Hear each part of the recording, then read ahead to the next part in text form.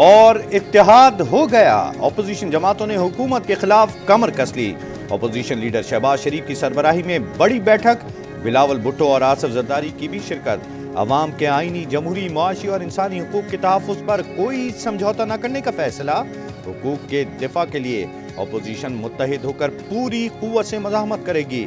इस मकसद के लिए मुश्तरका कमेटी तश्कील देने का भी फैसला कर लिया गया।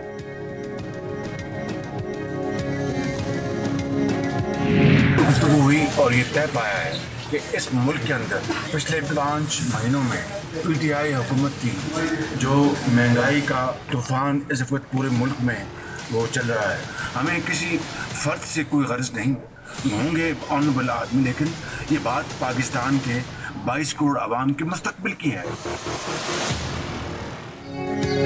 फौजी अदालतों के मामले और हुकूमत को टफ टाइम देने के हवाले से अपोजिशन की ज़ैली कमेटी कायम करने का फैसला हो गया है। शहबाज शरीफ की मीडिया से गुफ्तगू, कहा कमेटी के नामों का ऐलान जल्द कर दिया जाएगा। कमेटी मिलिट्री कोर्ट समेत तमाम मामलात देखेगी। कमेटी में तमाम अपोजिशन जमातों की नुमाइंदगी होगी। सर, वज़ीर आज़म साहब कह रहे हैं कि एनआरओ लेने के लिए जो है ना वो वॉकआउट कर रही है अपोजिशन पहले दिन से वॉकआउट कर रही है, एनआरओ क्यों नहीं? क्या अपोजिशन जमातों का इत्तेहाद हो सकता है? सहाफ़ी का आसिफ जरदारी से सवाल। इत्तेहाद हो गया है। साबिक सदर का जवाब, बोले एनआरओ लेना चाहते हैं, ना हुकूमत देने की पोजीशन में है। वज़ीर आज़म के पार्लियामेंट आने पर बात करेंगे। मैं समझता हूँ कि ये बहुत इम्पोर्टेंट अचीवमेंट है आज कि सारे के सारे ऑपोजिशन जमातें जो हैं उनकी लीडरशिप जो है हम साथ मिले हैं और हमने ये 3 पॉइंट एजेंडा तय किया है कि मुआशी हुकूक, इंसानी हुकूक और जमहूरी हुकूक पे हम कम। बिलावल भुट्टो जरदारी का कहना है कि हुकूमत इंसानी हुकूक पर हमला कर रही है, इस पर हम खामोशी इख्तियार नहीं करेंगे। अपोजिशन जमातों की कमेटी हिज़्ब खिलाफ के मुश्तरका लाया अमल के लिए तजावीज़ तैयार करेगी। ये जो था कि जरदारी साहब की बादशाहत ख़त्म हो चुकी है। यहाँ पे जो ओमनी ग्रुप की बादशाहत चल रही थी, या सूबा जो ओमनी ग्रुप के पास हमने लीज़ पे दे दिया हुआ था, वो लीज़ अब हमने ख़त्म कर दी। वो लीज़ हमने वापस ले ली है और सिंध के अवाम को वो लीज़ वापस दे दी है। मैं हैरान हूँ कि अभी तक नैब ने इसके जो 3 अहम किरदार है इस सारे मामले के, यानी आसिफ जरदारी, फरियाल तारपुर और मुराद अली शाह, उनको अभी तक अरेस्ट क्यों नहीं किया? फवाद चौधरी ने अपोजिशन इजलास को इत्तेहाद बराए बहाली करप्शन करार दे दिया। कहा जरदारी साहब और ओमनी ग्रुप की बादशाहत खत्म हो चुकी। हैरान हूँ नैब ने अभी तक आसिफ जरदारी और फरियाल तारपुर को गिरफ्तार क्यों नहीं किया। कराची इनका अपना शहर है, 1000 मरतबा आऊंगा। इनके कराची आने से ये परेशान क्यों होते हैं?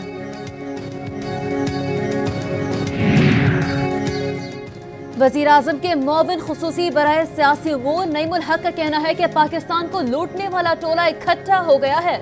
अगर इनका समझौता हो गया तो बड़ी खुशआइन बात है। चोरों और डाकुओं के इस गिरोह से एक साथ ही निपटेंगे। हर साल पार्लियामेंट पर अवाम के टैक्स के करोड़ों रुपए खर्च होते हैं। अपोजिशन की जानिब से इजलास से एक और वॉकआउट से जाहिर होता है कि अपोजिशन सिर्फ यही कर सकती है। अपोजिशन का वॉकआउट हुकूमत पर दबाव डालकर एनआरओ लेने के लिए है। इस तरह करप्शन के खिलाफ एहतसाब को नहीं रोका जा सकता। वजीर आजम इमरान खान का ट्वीट।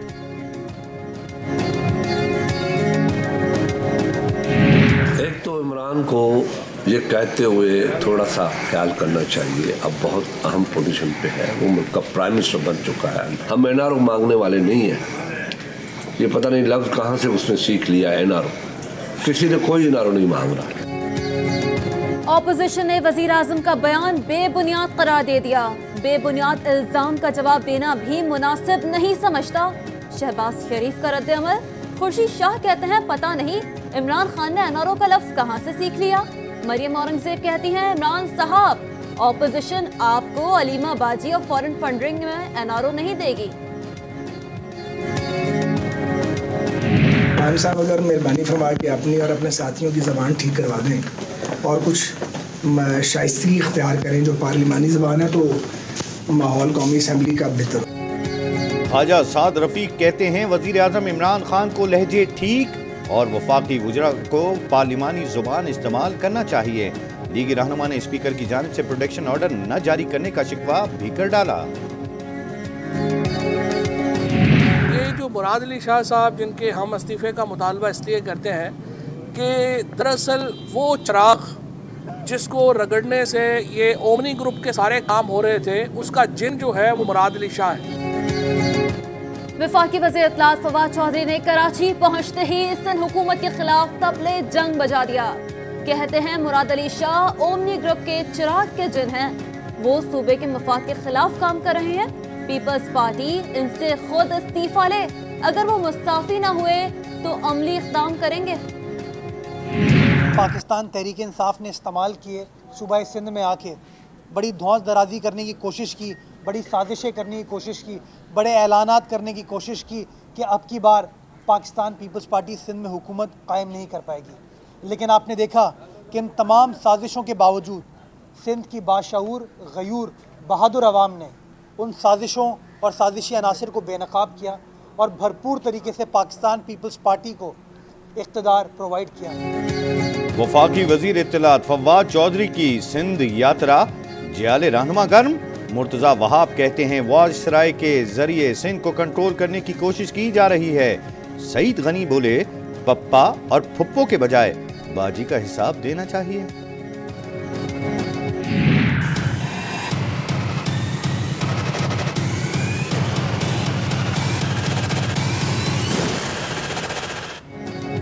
पाक पतन दरबार अराजी केस में JIT ने नवाज शरीफ को जिम्मेदार करार दे दिया। सुप्रीम कोर्ट का साबिक वजीर आजम से 2 हफ्तों में जवाब तलब। पंजाब हुकूमत को भी अपना जवाब जमा कराने का हुक्म। चीफ जस्टिस ने रिमार्क दिए, साबिक वजीर आला पंजाब ने किस कानून के तहत वक्फ जमीन का नोटिफिकेशन वापस लिया, वक्फ प्रॉपर्टी को कैसे बेच दिया गया।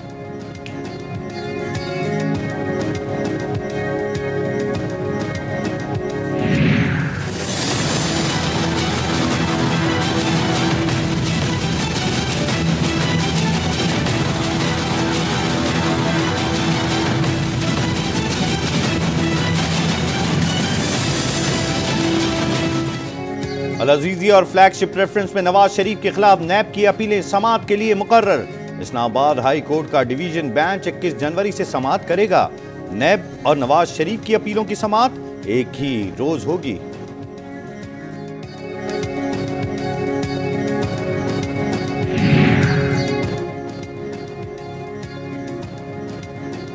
वजीर आजम इमरान खान की बहन अलीमा खान के दुबई फ्लैट्स का मामला। अलीमा खान ने FBI को 73 लाख रुपए की अदायगी कर दी। जरा के मुताबिक बकिया टैक्सेस की अदायगी के लिए FBI से 7 रोज की मोहलत मांगी।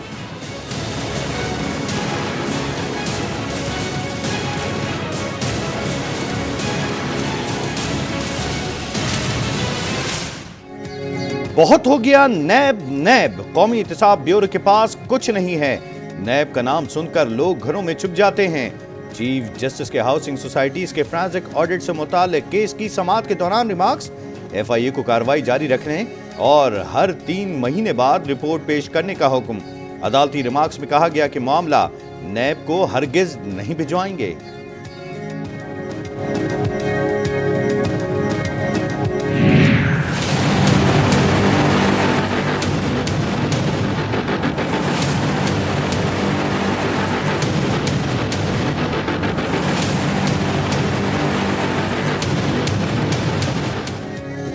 Army chief general Qamar Javed Bajwa का कहना है कि कौम ने अमन के हुसूल के लिए बड़ी कुर्बानियां दी हैं। कौम को दरपेश अंदरूनी और बैरूनी चैलेंजेस जामे हिकमत अमली का तकाजा करते हैं।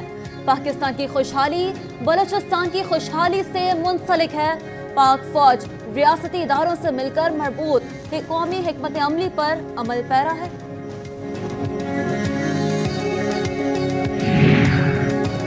रावलपिंडी के 6th रोड में शादी के घर में सफ़े मातम बिछ गई।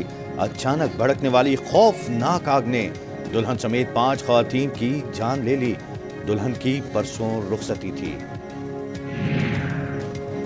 इस्लामाबाद में सेनेट की आबी वसाइल कमेटी का इजलास। मोमिन डैम का ठेका मुशीर तजारत अब्दुल रज़ाक दाऊद की कंपनी डेस्कॉन को देने पर तहफ़्फ़ुज़ात का इज़हार। Chairman committee centre Shamim Afridi ने कहा, मोहम्मद डैम ठेके पर हम मुतमईन नहीं हैं।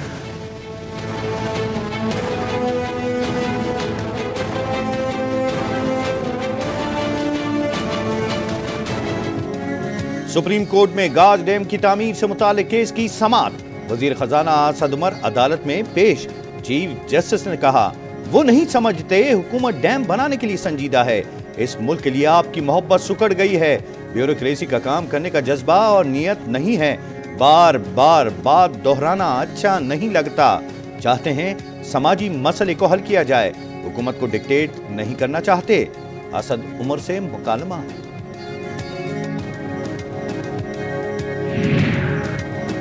वजीर आजम इमरान खान को गवर्नर तबूक ने क्या तोहफा दिया, तस्वीर मंजर आम पर आ गई।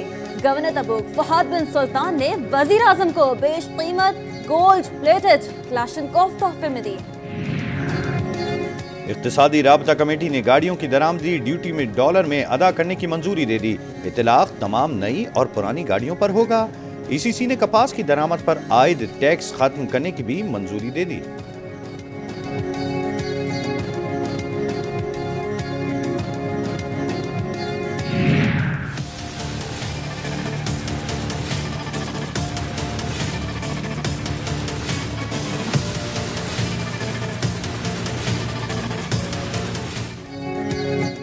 सुप्रीम कोर्ट ने मुल्क में बढ़ती हुई आबादी से मुतालिक केस का फैसला सुना दिया। अदालत ने करार दिया है कि बढ़ती आबादी एक बम है। हुकूमत, पार्लियामेंट, मजहबी स्कॉलर, सिविल सोसाइटी आबादी कम करने के लिए मिलकर काम करें।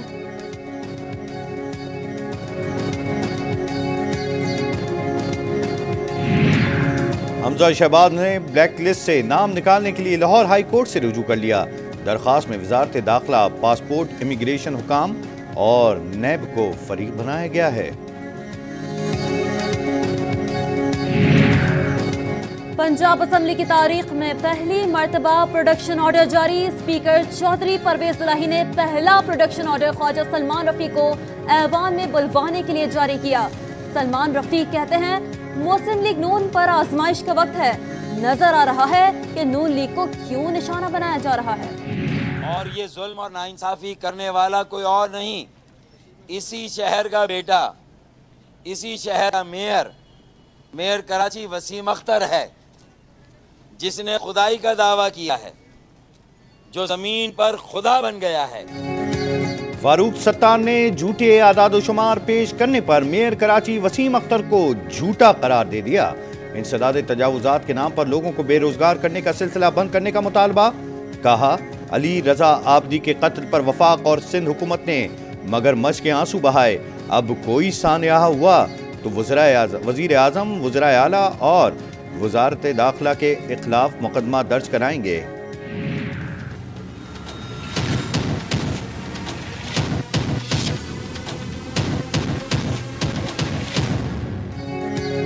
Sindh mega money laundering scandal में एफआईए के खिलाफ आसिफ जरदारी के करीबी साथी अनवर मजीद की दरख्वास्त की समाअत।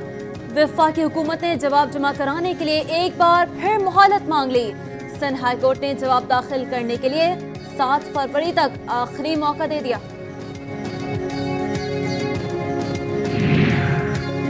बलूचिस्तान में दहशतगर्दी की बड़ी कार्रवाई नाकाम बना दी गई।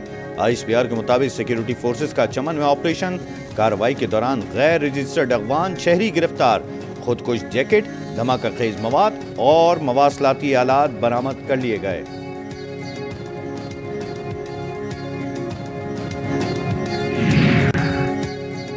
रात 12 बजे तमाम गैर इस्तेमाल शुदा, स्मगल शुदा, छीने गए मोबाइल फोन्स बंद कर दिए जाएंगे। पीटीए का एलामिया। मोबाइल फोन्स की तस्दीक के लिए पीटीए ने 20 अक्टूबर 2018 की डेडलाइन दी थी, जिसे 15 जनवरी तक बढ़ा दिया गया था।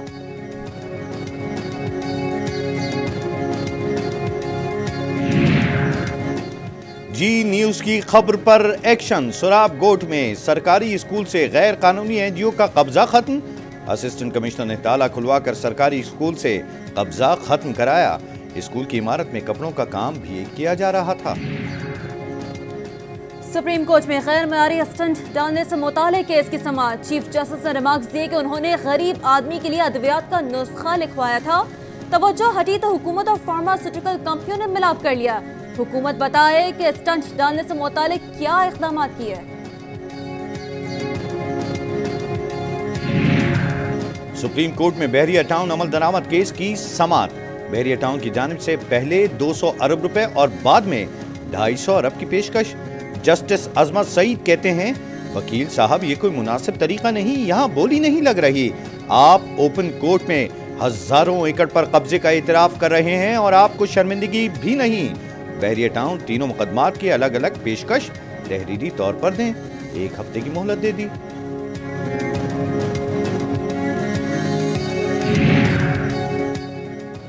शाहराह कराक्रम की तोहसी के लिए जाने वाली मजदूरों की गाड़ी पर अपर कोहिस्तान में तोदा गिर गया। 9 मजदूरों की लाशें निकाली गईं।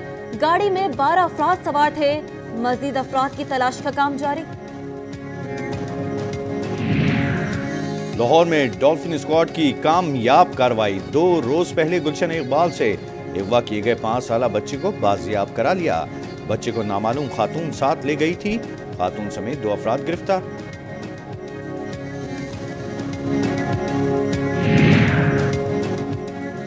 हुकूमत ने नए साल का आगाज भी अखराजात के लिए मरकजी बैंक से रिकॉर्ड मालियत में नया कर्ज लेकर ही किया। स्टेट बैंक के मुताबिक जनवरी के पहले हफ्ते के दौरान हुकूमत ने मरकजी बैंक से 22 खरब 34 अरब 50 करोड़ रुपए का नया कर्जा लिया।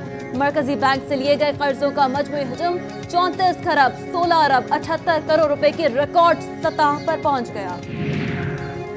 पाकिस्तान सुपर लीग के चौथे एडिशन की टिकटों की फरोख्त शुरू।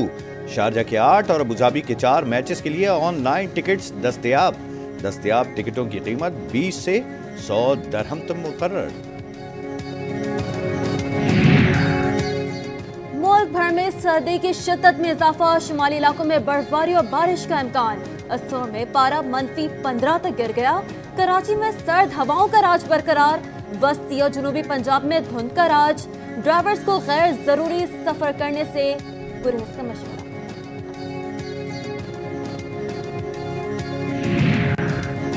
यूरोप में बर्फबारी का 30 साला रिकॉर्ड टूट गया। मुख्तलिफ हादसात में हलाकतों की तादाद 26 हो गई। निज़ामे जिंदगी दरहम बरहम। स्विट्जरलैंड, जर्मनी, ऑस्ट्रिया और फ्रांस में पहाड़ी इलाकों से बर्फानी तोदे गिरने के खतरात बढ़ गए। खुदा खैर करे, अदाकारा मीरा ने किताब लिखना शुरू कर दी। जापान के शहर साप्पोरो में आइस फेस्टिवल जारी। बर्फ के मुजस्समों पर शानदार लेजर लाइट के दिलकश मुजाहरे ने देखने वालों को अपने शहर में जकड़ लिया।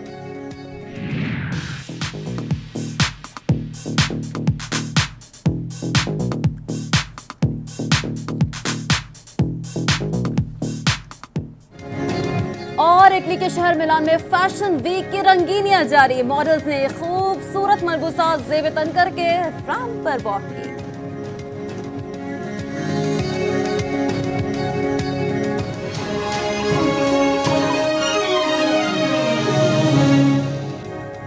अस्सलामुअलैकुम।